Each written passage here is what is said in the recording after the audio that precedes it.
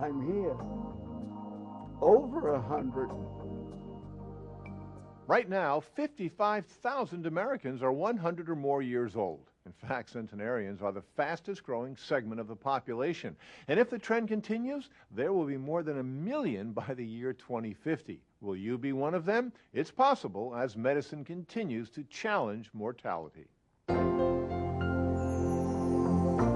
The Bible says Noah survived the big flood and lived more than 900 years. Moses had 120, though he never made it to the Promised Land.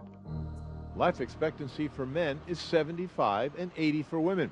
Author and futurist Ray Kurzweil predicts that someday human lifespan could reach 300 to 400 years. It's hard to talk about forever, but we can really talk about repairing all the things that go wrong with our bodies and keep going indefinitely. Research is bringing us closer to this goal. The idea of the sands of time running out, I think, will reverse itself in about 15 years. What is driving Kurzweil's theory? We're also making exponential gains in developing really targeted therapies to really stop these aging and disease processes. One possibility comes from a substance produced by plants and found in red wine. Resveratrol is a molecule that comes from plants. You can find it in red wine. And the way we think it works is that it binds to a protein in our cells that combats diseases of aging. Resveratrol activates a gene called SIRT1, which in nature is triggered by cutting calories. When you activate SIRT1, which is this anti-aging gene, you seem to be able to treat diseases of aging such as diabetes. Studies with mice show when you restrict calories by 30 to 40%, they live longer. Resveratrol mimics that action without the caloric restriction. Researchers are now examining how it works in humans. What will happen, I hope, is that doctors will start to prescribe this drug for diabetes, but doctors will also find that the drug starts to do other things, protects against heart disease and cancer and Alzheimer's. A pill is just one answer to living longer.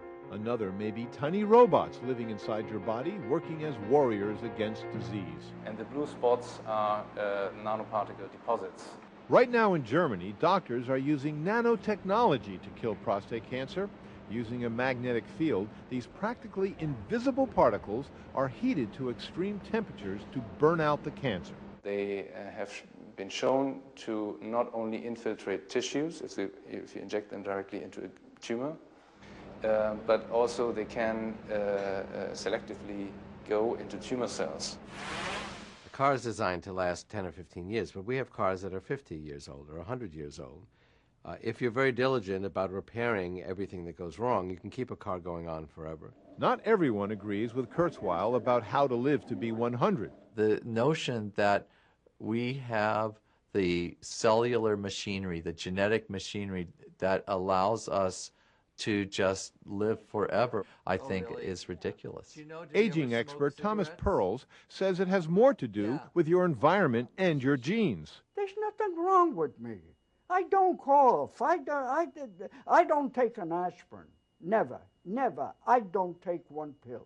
Take this gentleman, Frank DiPaolo, who's made it past 100 and doing just fine, thank you. I met governors. I met senators. I met presidents and their wives.